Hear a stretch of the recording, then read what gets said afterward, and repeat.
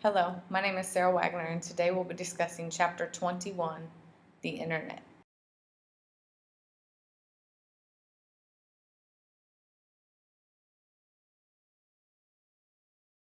Why study the Internet? The Internet has become more than just transferring information. We use it to make phone calls, video chat, purchase items, communicate, and share pictures. More and more mobile devices are being sold every day, and the Internet and mobile Internet usage continues to climb, making the Internet a part of our lives on the go as well as in our home and at work. We have come to expect our content to be on demand. The Internet is providing us with ways to access music, movies, and information in ways that we hadn't even thought of just 5 years ago. The Internet is a technology that has made changes to nearly everything we do. It has far surpassed many expectations, continues to change and evolve, and is not just a useful tool at work, but an integral interpersonal and mass communication vehicle used by nearly all Americans. Three components of the Internet. Martin Irvin of Georgetown University said that there are three components to the Internet: linking hardware and transmitting digital information, community of people using a common communication technology, and globally distributed system of information.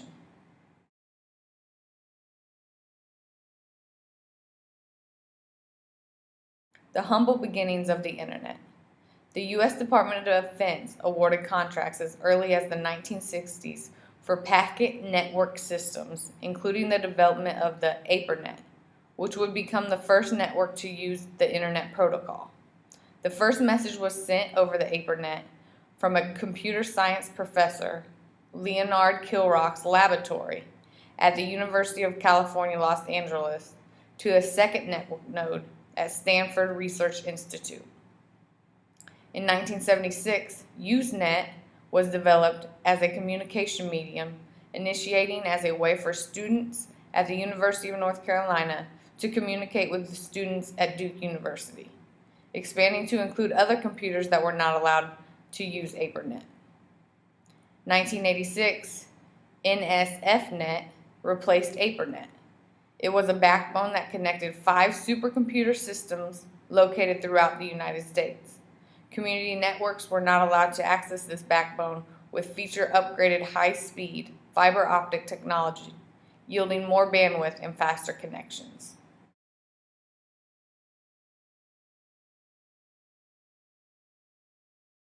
The Internet and the World Wide Web.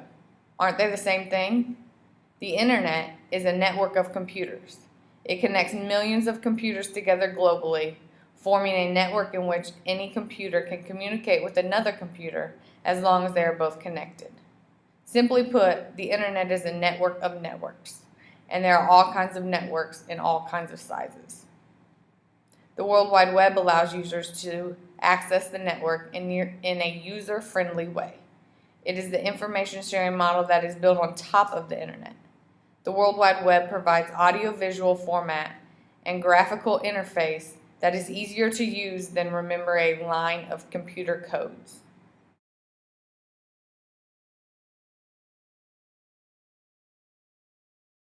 Early versions of the Internet were text-based commands. There was a need for a more user-friendly command.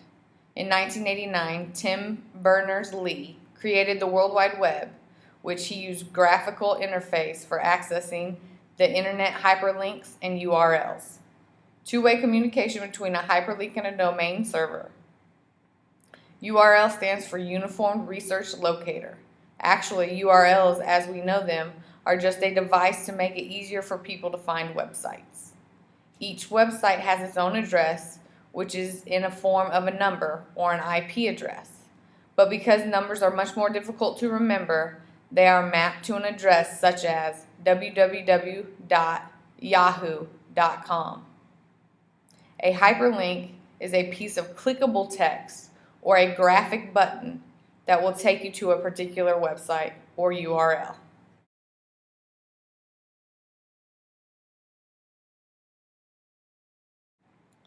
The impact of the Internet. E-business or electronics business is using technology to improve your business processes.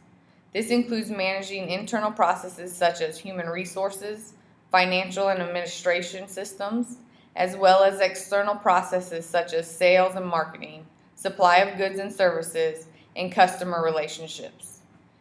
The way in which you manage your business relationships has not changed, but the way that you refer to them when using eBusiness and its tools has. They are becoming more often known as business to business or B2B, business to consumer B2C, also known as e-commerce, government to computer G2C, and government to business G2B.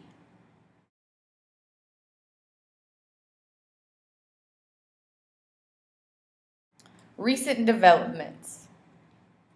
Wiki. The term wiki actually means quick in Hawaiian. Wikis are websites that allow collaborative editing of its contents and structures by its users. A blog, also known as a weblog or weblog, is a website consisting of entries, also called posts. Variations of the term blog are blogging, or the act of writing a post for a blog; blogger, a person who writes content for a blog; and blogosphere, the online community of blogs and bloggers. Video on demand is a feature that allows you to view television shows, movies, and programs from the comfort of your home. You can pause, fast forward, or rewind these programs.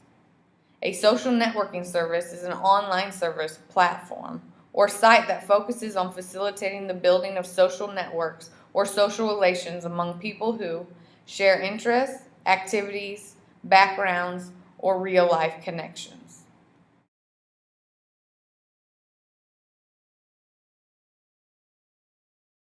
Mobility. The internet is easier and has more convenient ways to connect.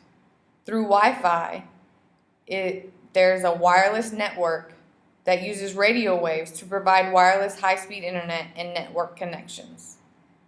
Most smartphones use two different technologies to access the internet: the cellular network the user is subscribed to, such as Verizon or AT&T, and Wi-Fi.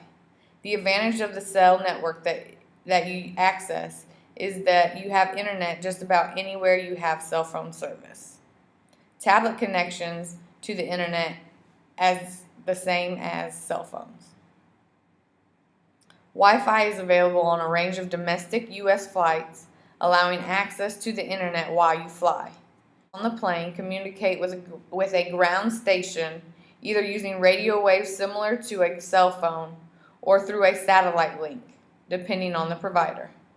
A Wi-Fi access point is located inside the cabin of the plane and allows your laptop to connect using a standard 802.11 wireless protocols, giving you full internet connection at 30,000 feet. Digital diversity and divide. Most Americans have access to the internet, but many developing countries do not. There are projects underway that are trying to bridge the gap between developed and developing countries and their internet use. For example, AMD's 50 by 15 campaign has a goal to connect 50% of the world's population to the internet by the year 2015. And One Laptop Per Child program aims to create educational opportunities for the world's poorest children by providing each child with a rugged, low-cost, low-power, connected laptop with content and software designed for collaborative, joyful, and self-empowered learning.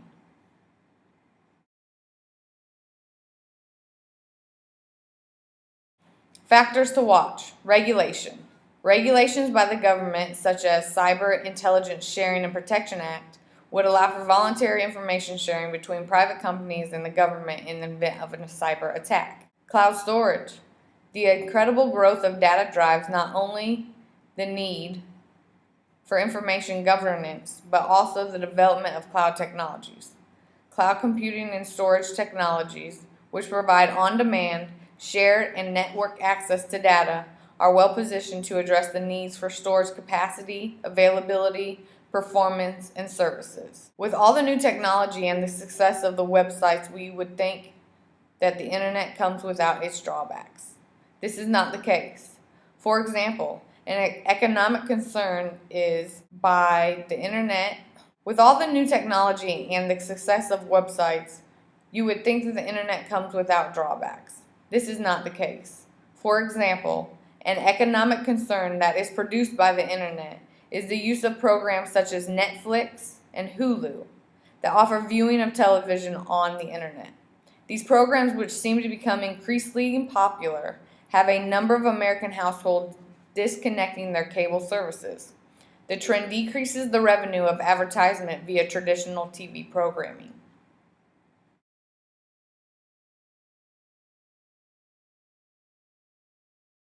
The internet, without a doubt, has changed our lives. Without it, you would not be accessing Liberty University online or watching this presentation. I don't know about you, but I have a hard time remembering what life was like without the access of jumping on the internet almost any time or any place.